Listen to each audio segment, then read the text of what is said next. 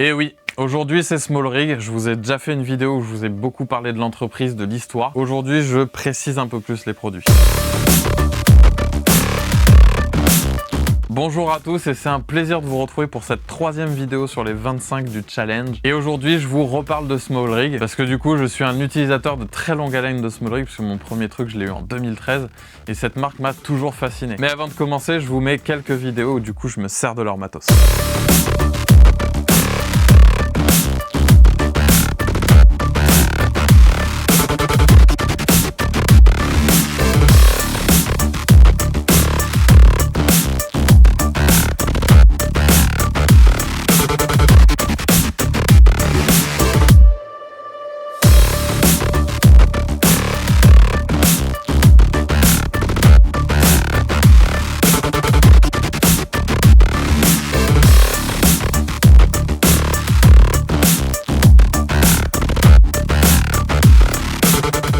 Donc voilà, Small Rig, c'est vraiment de la balle, il n'y a même plus à en discuter. Ils sont partout. Normalement, dès qu'il y a un setup, il y a au moins un élément de Small Rig. Ils font des poignées, ils font des cages, c'est le truc le plus vendu de chez eux. Et il faut savoir que les dernières années, ils ont carrément explosé en fait, puisque du coup, ils ont sorti énormément de produits. Je veux dire, aujourd'hui, comme je l'ai dit dans l'ancienne vidéo, aujourd'hui, si vous avez une caméra qui en fait fait au moins du 4K, qui est vraiment très bonne, normalement, le matos, ils l'ont entièrement. Surtout qu'à partir du moment où vous avez installé au minimum une cage en fait sur votre appareil, il y a tout l'écosystème derrière qui suit. Vous avez des cold shoes, vous avez plein de vis pour rajouter des poignées. Vous pouvez du coup rajouter des micros soit sur le dessus, des fois ils sont déportés pour vous laisser la place de l'écran. Des poignées sur le côté qui eux aussi ont des trucs, donc vous pouvez faire des trucs de fou. Aujourd'hui, concrètement, vous pouvez équiper votre caméra, votre stabilisateur, écran moniteur. Comme je vous l'ai déjà montré, j'ai une cage sur l'Atomos, regardez-moi ça, enfin juste c'est toute beauté. Là il y a le bras, maintenant je peux mettre la power bank, j'ai le truc, j'ai le pare-soleil, j'ai la cage, enfin juste ça défonce en fait, c'est incroyable. Et puis la solidité du matos, c'est ultra bien construit, c'est ultra fiable. Je m'étais trompé dans l'autre vidéo, du coup je remercie la personne qui me l'avait dit. Ils ont que 0,08% de retour. Ça veut dire qu'il y a 8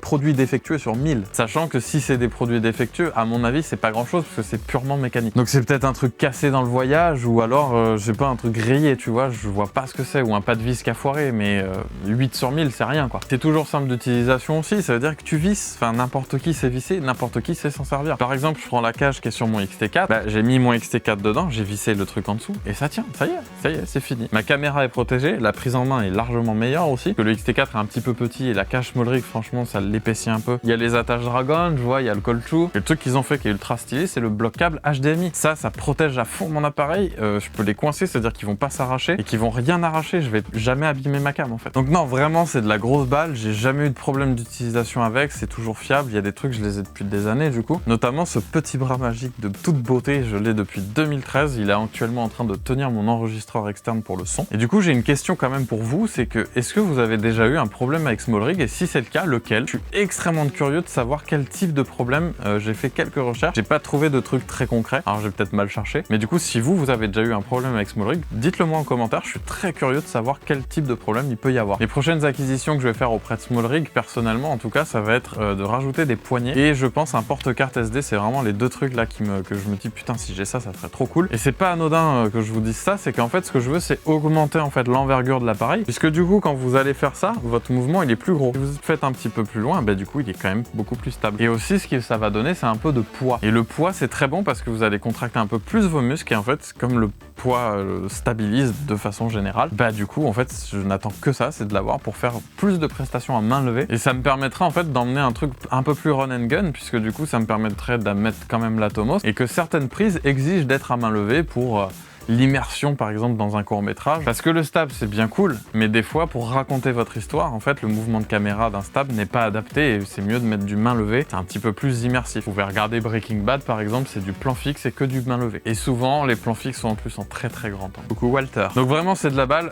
voilà, c'est pour ça que je vous représente un petit peu tout ça. C'est vraiment du pur matos, enfin vraiment ça défonce, il n'y a même pas à réfléchir. Faut juste faire un petit peu attention de se dire oh, ça a l'air trop bien pour le garder dans le placard. Et moi je n'ai qu'une hâte, c'est de foutre des poignées sur ce XT4 pour vraiment lui donner de l'envergure et j'espère que ça sera très cool en tout cas. Voilà, c'était une vidéo un petit peu plus courte que les deux autres, mais voilà, j'avais envie encore de vous en parler parce qu'ils ont été super cool avec moi. Si tu as des questions en tout cas sur ton matos et que tu sais pas trop, n'hésite pas, je peux t'aider à trouver les produits pour ta caméra. Si la vidéo t'a plu, n'hésite pas à mettre un pouce bleu pour la soutenir et pour ne pas rater les prochaines vidéos, de t'abonner et de mettre la cloche. Et moi je te dis à bientôt. Ciao!